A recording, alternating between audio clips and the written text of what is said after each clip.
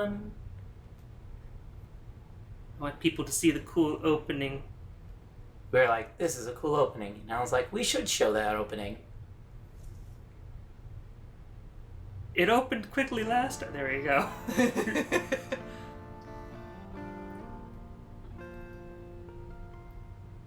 So yeah, the first image there is of the original Echo game, and this is Arches here. So, alright, and we're back. And we're back! Yay! Take two! Yeah. Take point two. Ah, yes, point two.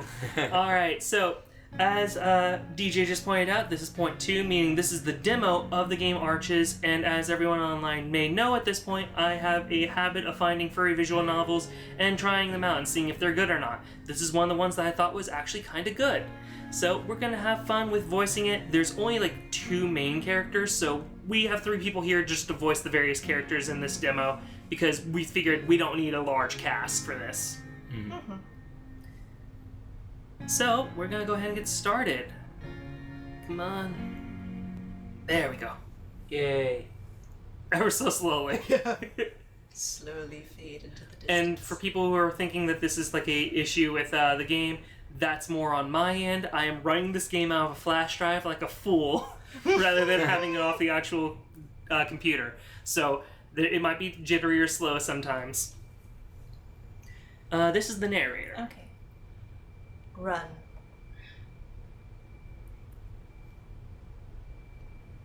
Running was something he was always good at. He was always the fastest in his class. Just last year, he came in second in the 200-meter dash at the state track meet. Just 8 months ago, a coach from the University of Pueblo approached him about joining the track and field team after graduation. And just last month, he realized he was the fastest freshman on the team. Just last week, he started to hang out with older men who could get him into Pueblo's gay bars. Just 3 days ago, one of these men spiked his drink. Just 2 days ago, he woke up with restraints. And just yesterday, he was being tortured. Just 10 minutes ago, he escaped. But now, he was realizing that it doesn't matter. Everywhere he looks is only burning desert. There's no one. His attempts to scream for help matter even less because his voice is broken. He can barely wheeze after what the man did to him. And now his empty, droning sounds are being swallowed up by the desert. All the while, the heavy steps scraping through gravel behind him keep coming. The man isn't in a hurry at all. Running was something he was always good at. But now, when it mattered most, he couldn't do it. The fastman freshman at a D1 university was no faster than an old druggie. He definitely would have been if he'd eaten anything over the past 3 days. If his ribs weren't broken. If he could see straight. The man had given him something. He told him it was for the pain, but the pain was still there, and now he couldn't even stand. His balance was shot, and he kept stumbling until he was just crawling on all fours. It's now that he realizes the man had let him get away on purpose. This makes him realize something else. He was going to die. Tired from the drug, from the past 3 days of constant fear and torture, and from trying to run, he collapses. He lays there in the dirt, sobbing, even though tears don't come out. He'd run out of those after all the things the men had done to him. The light above is blinding. He wonders if this is God. His mom was a devout Catholic, and even though he never believed, he promises that light that he'll become a believer right then and there if it saved him.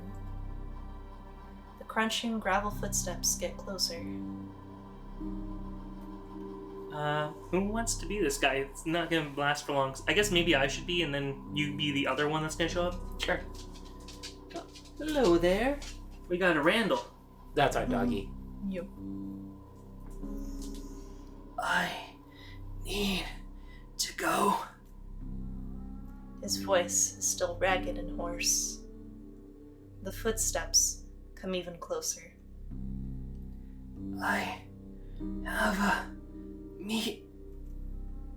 There's a childish, high-pitched laugh.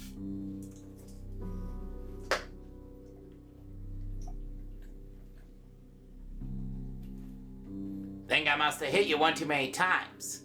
All you do is talk about your fucking track bullshit now. The huge form moves closer. You know that shit don't matter no more, right? His chest aches with overwhelming sadness and despair. And it's not just because he's about to die. It's because his mom won't know what happened to him. And it's because the last text message he saw from her said, "Love you, Bug," with 10 heart and kissing emojis. He hadn't responded and just rolled his eyes. He thought he'd been able to respond the next day, or the day after that. And then after he'd been kidnapped, the man took his phone and sat it on the counter. It sat there and buzzed over and over with messages. Just a dog chewing on his bone. That's what you guys are hearing in the background is our dog being like, I like being with you guys. Also, I like chewing things. It sat there and buzzed over and over with messages, and his kidnapper only laughed when he asked to at least read them. Now the tears flow just as the man hands over him, with something heavy in his paw. He hopes his mom is right about God. He hopes he can see her from the other side, just so he can respond somehow.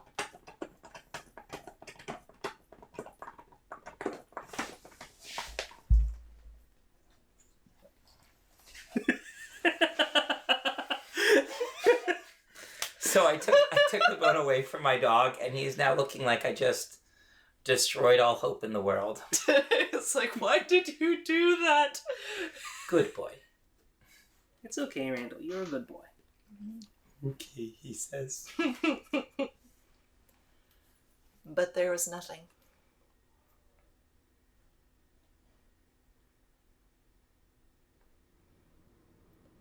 Cameron holds onto the seat tightly, the coyote's teeth rattling together with every pothole they hit. His boyfriend Devin doesn't seem bothered at all. The bear's paw on the wheel with an elbow hanging out the window. Just realized there's going to be a lot of narration, so if you ever need to tag out, let us know.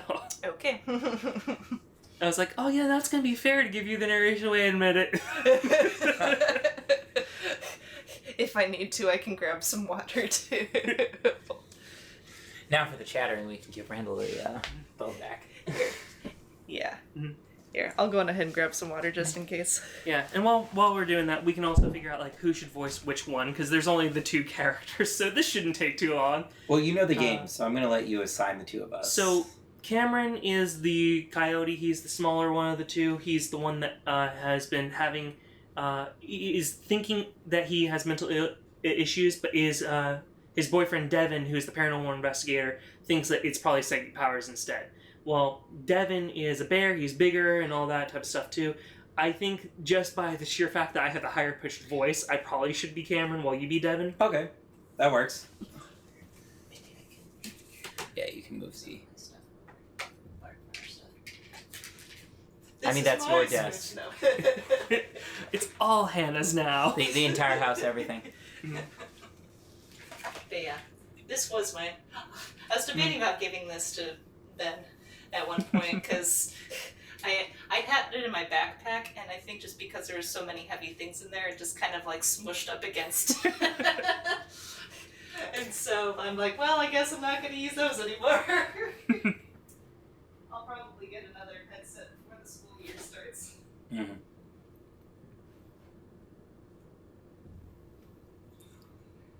I bet Randall's not going to start chewing until we actually get back to recording. Almost certainly. I gave him his bone back. Mm-hmm. Only he He generally chews to get out his nerves and then goes, okay, I'm good here. Mm-hmm. I all said that. All right, and we're double back. Yay! Yay! He had been singing loudly to the music playing through the car's Bluetooth speakers, and it wasn't until cell phone service was lost that Devin finally seemed to notice Cameron's unease. And I'm Devin, right? Yep. You alright, babe? I think you could go a little slower. What? Cameron raises his voice, yelling over the rattling interior. Go slower. Why? This is the kind of terrain this baby was built for. Okay, but Cameron's voice bounces as they hit another deep groove in the destroyed road. we don't know what's around any of these bends. What if it just drops off and we go down a ravine or something? That's what the roll bars are for, honey. And I'm pretty sure I'm about to chip a tooth. Aw, come on. You gotta admit, there's something nice about feeling the road. Cameron doesn't respond and goes on clutching at a seat. Devin does slow down a bit, though, more carefully maneuvering around the most broken up parts of the road. What happened to the road anyway? It's only been, what, 5 years? Flash floods, according to what I read online. Obviously, there's no one around for upkeep, so this is what happens. Oh, I guess I didn't realize that line before, but I guess this game takes place in 2020. Nice. Oh yeah, I forgot how this state works. Dry as hell until a wall of watery death comes down from the road during monsoon season.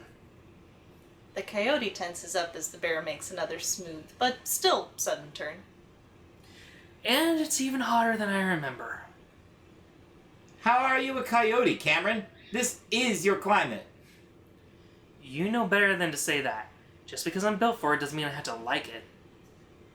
Yeah, but you have it. In Fort Allen, too. Hate it. But you don't like it much. You hate it in Fort Allen, too. It doesn't get ungodly hot there, though.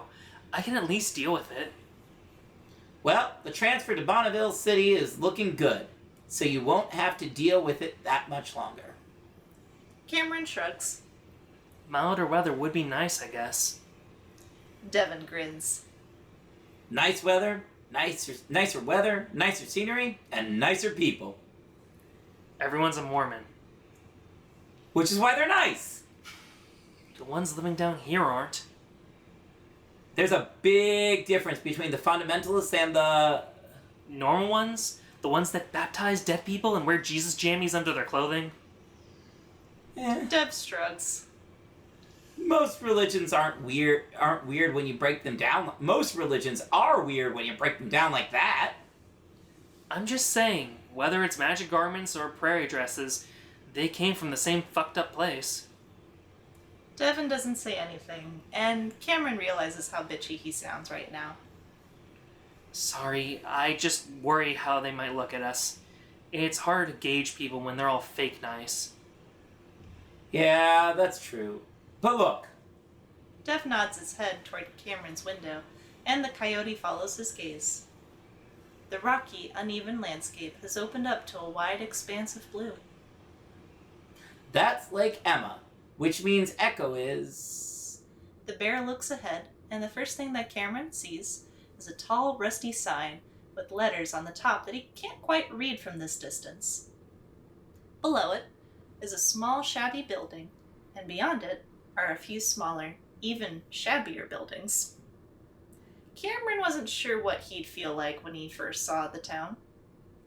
If the coyote really is what Devin thinks he is, then right now he'd feel all the awful, evil things that supposedly happened here. Those small, run-down buildings should be excluding the memories of their past, which would then be projected into his mind. But Cameron feels nothing. Of course, he kind of knew this would be the case, but he'd never been to a place that was famously haunted. Not like Echo, anyway.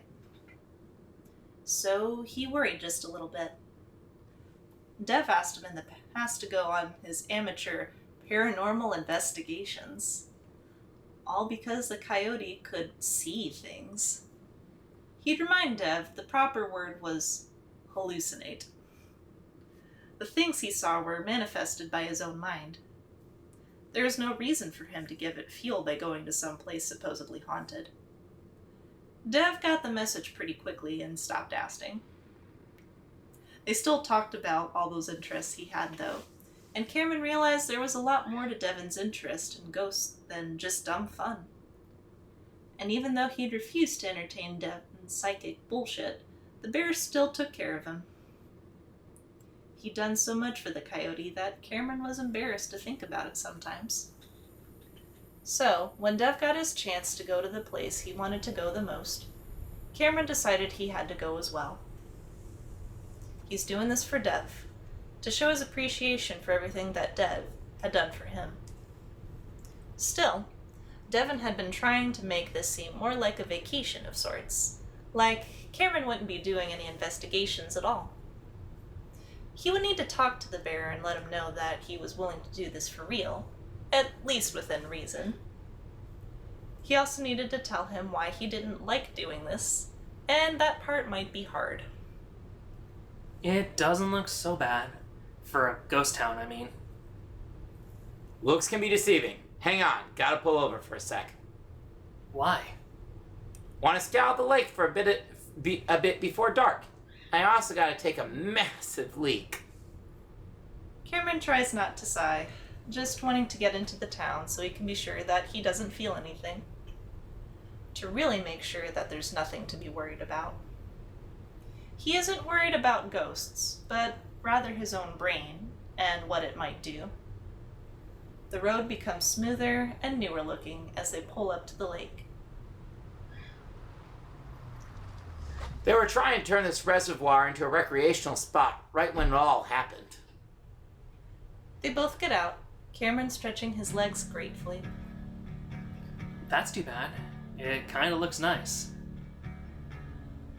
Yeah, this place has been a long string of bad luck. Bad luck is one way to put. Hold that thought. I'm gonna pee. Dev waddles away, clearly having held it until he almost couldn't anymore.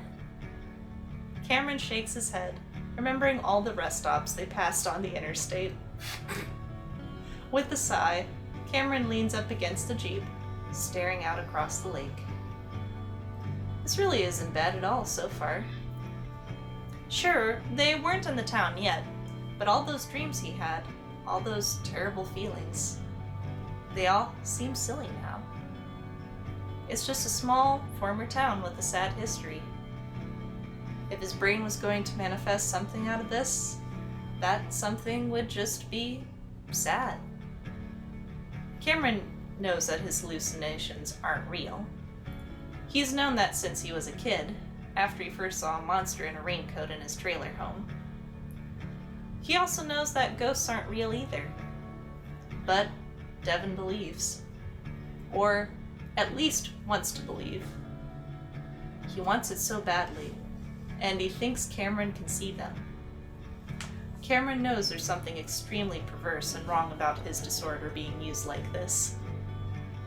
Devon is also aware of this. Painfully aware. To the point that Cameron was able to tell days in advance that he was going to ask about taking him on this trip. And yeah, this is wrong. But the bear doesn't even think Cameron is mentally ill, or at least that's how it comes off to the coyote. Devon doesn't understand how it feels to struggle with reality, with the feeling that at any moment you could lose it. That isn't his fault.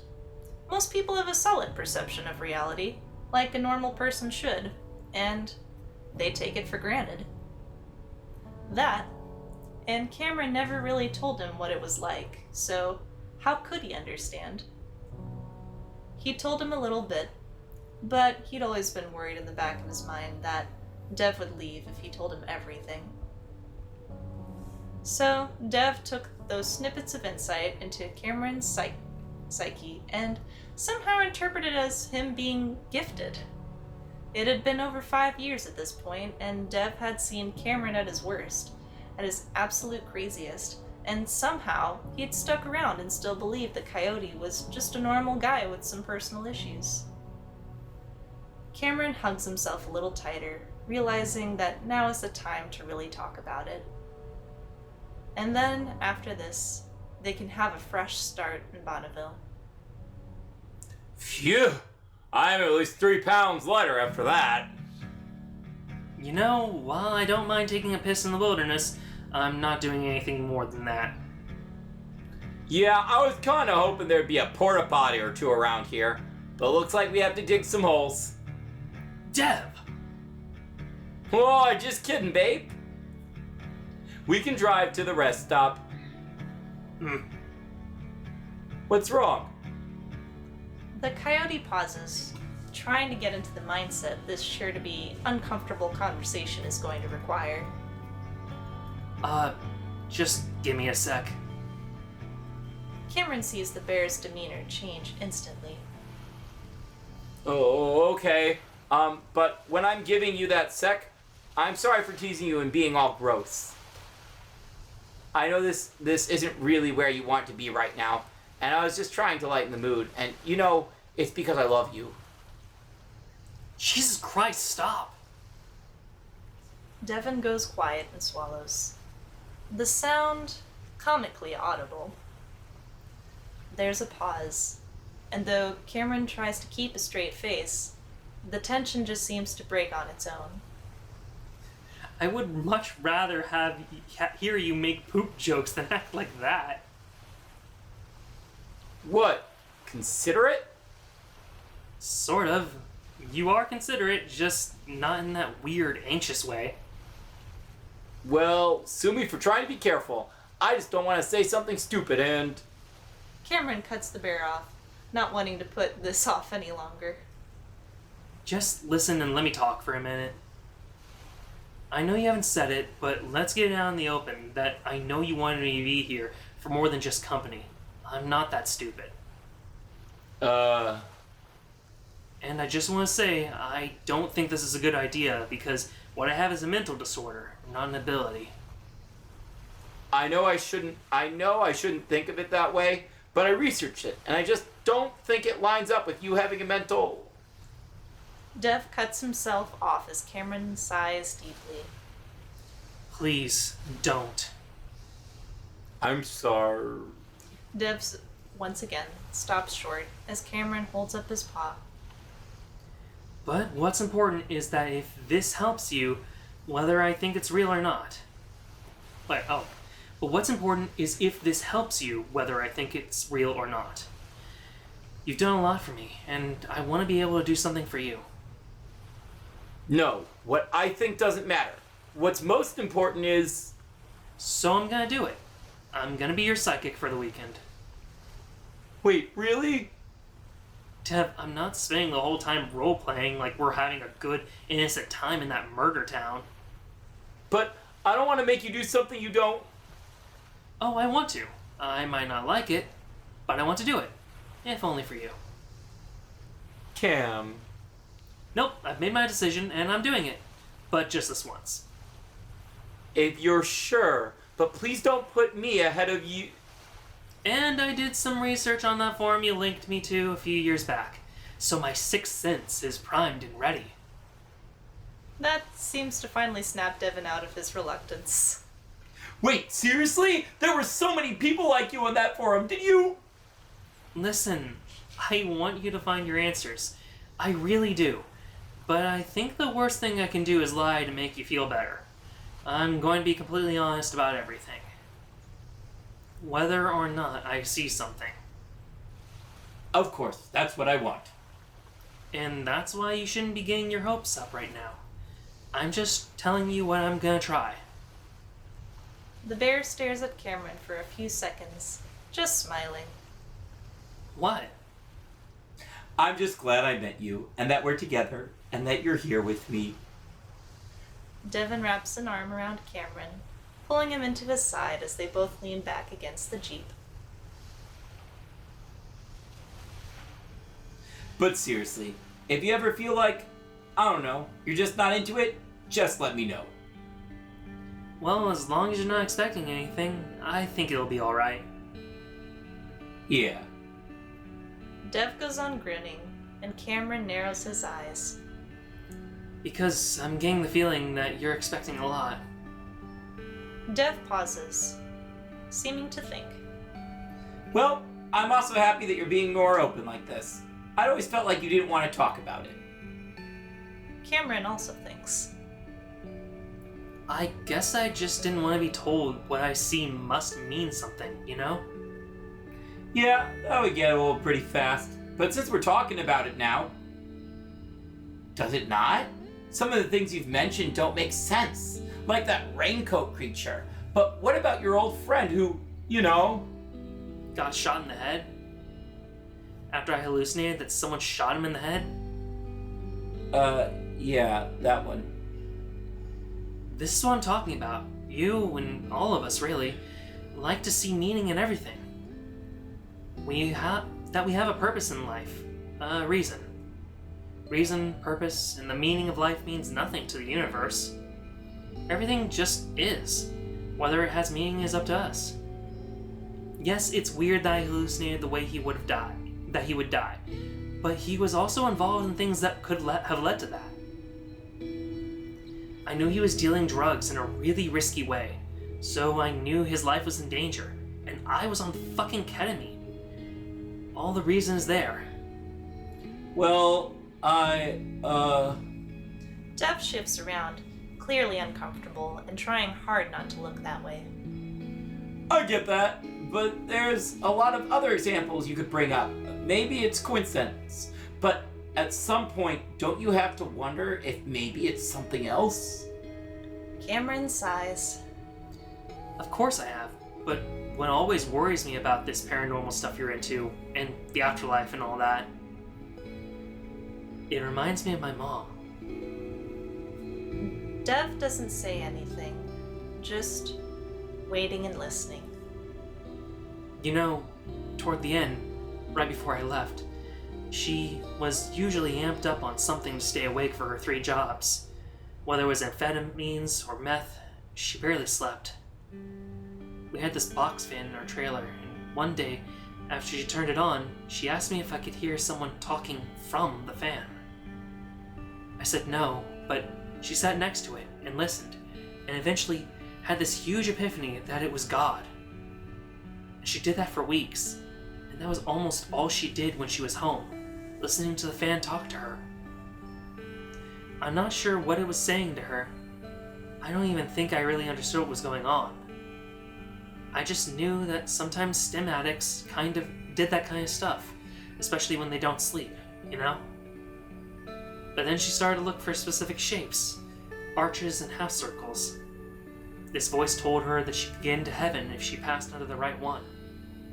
But the voice also told her that Satan would trick her with fake ones to make the real one harder to find. She pointed these out to me, how there were so many, and yeah, they were there, but when you look for these patterns, for something as simple as the shape of an arch.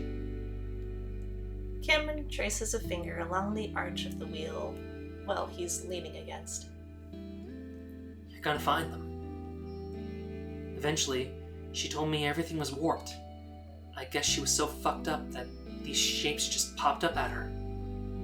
Like her brain was highlighting them and she couldn't ignore them. On the last day, she told me that even I looked like an arch, and that she thought the devil had taken me. She looked completely done. She told me she'd be back to save me, and then just walked out of the trailer.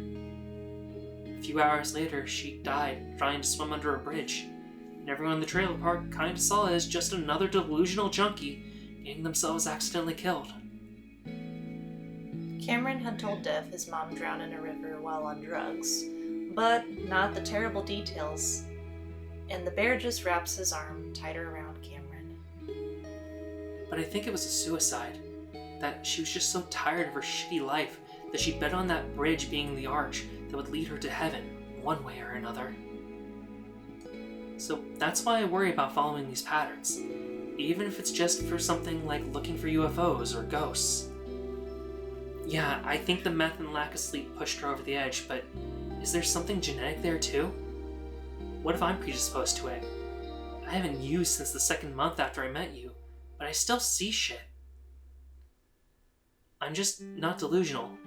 At least not yet. But I worry. Dev clears his throat. I would never let that happen to you. I know I say stupid shit about it, but I know it can be dangerous, and I'm always looking out for you. Honestly, it's nice to hear that, because just letting my mom sit next to a fan for 3 hours straight every day, feeding on her delusions, was the dumbest thing I've ever done. But I was high on my own drug of choice, because I just didn't care. But the thing is that even through that hell she was in, she cared. I took too much a few times, and even though she was listening to her fan in her own world, sticking post-it notes to all the shapes she saw, she still noticed right away when my breathing wasn't right, and I woke up to her spraying Narcan up my nose. Cameron sees Devin tilt his head in question. It counteracts opioid overdose.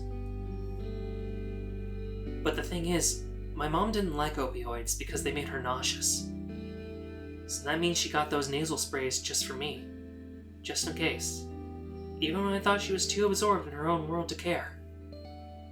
So it hurts to think about that night. I just let her walk out of our trailer like that. Cameron takes another deep breath. He hadn't planned to even talk about his mom, but it just came out. Sorry, I'm rambling. Dude, do not be sorry. But it's part of why I am the way I am. I know my symptoms don't perfectly match up with what you've researched on the internet, but they're close enough. And honestly, maybe you're right. Maybe there's more after we die, and somehow I can help you find it. But if things go south, and if there's something wrong with me, pull me back. Thinking about the shape of an arch still makes me sick, like a reminder of what happened to her, and what could happen to me. Wordlessly, Devin pulls Cameron into a hug, and the coyote presses his head against his chest. At that moment, Cameron realizes then why so many people love their therapists. Oh, so true. Two psychologists in the room just went. Two psychologists who decide, no, we're not going to therapy.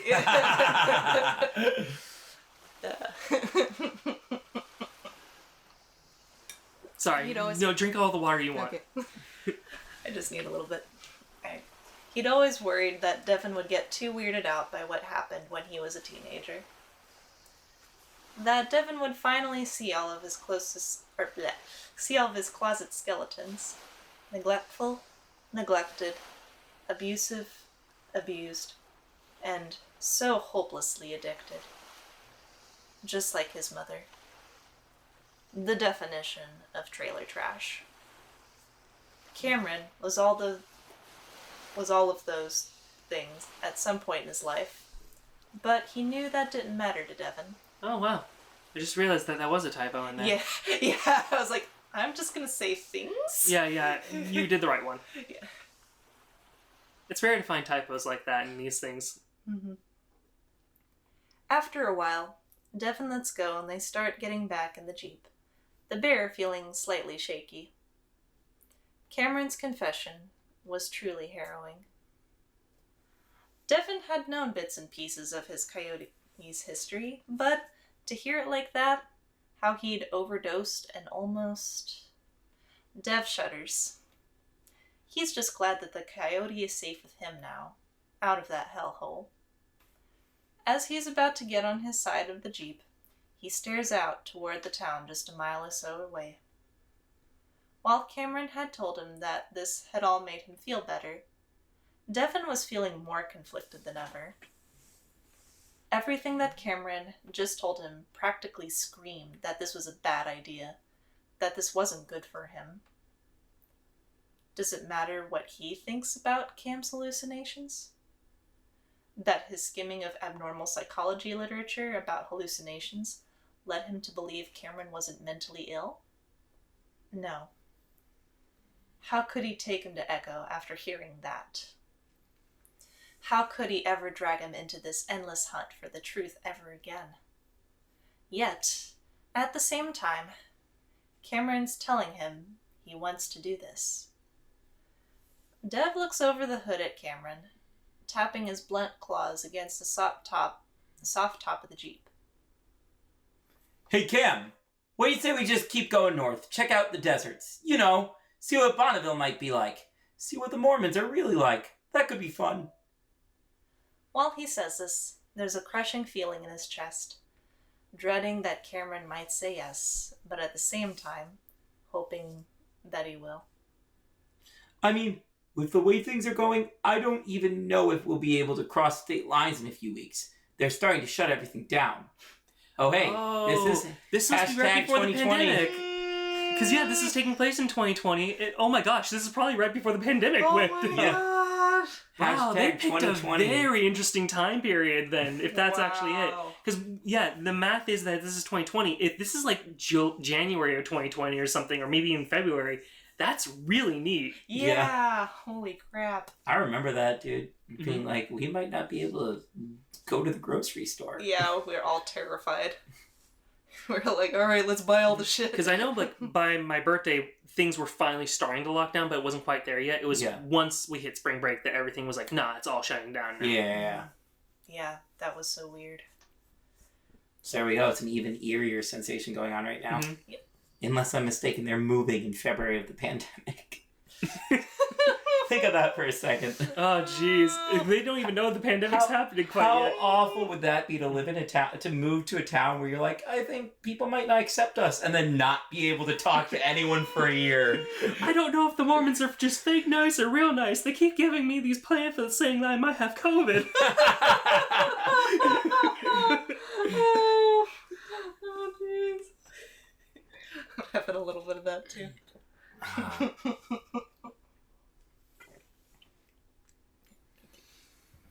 Alright. But Cameron stares back at him before smirking. Oh no, this is something you wanted to do for years. I mean, fuck me for dropping all that on you right before we got there. But you know I'm a procrastinator. I don't want you to feel guilty, but just be aware. And I kind of want to face my fears in a way, you know? I'm ready for this. And before Devin can say anything else, Cameron gets in. Dev looks over at the lake, actually not sure what he's about to do. If he was a good boyfriend, he'd drive away from this place. Cameron would yell, curse, and moan about how long it took for them 10 hours to get there. And Devin would shut him up with one of those sugary abominations from Starbucks. And he would never talk about Echo again. He would listen to Cameron and trust him about how it actually felt to see awful stuff. They'd move, get married, get a big house, and sooner or later, Dev would get his answer, because everyone does at the end. As they pull out of the parking lot, he thinks he's made his decision. But, even as he tells himself if he's going to turn left, back up the road they came, he turns right. Because, just before he did, he sees a flash of pink in his mind's eye, floating in the middle of a pond, and it's like someone hit him full force in the chest. Before he knows it, Echo is ahead of them.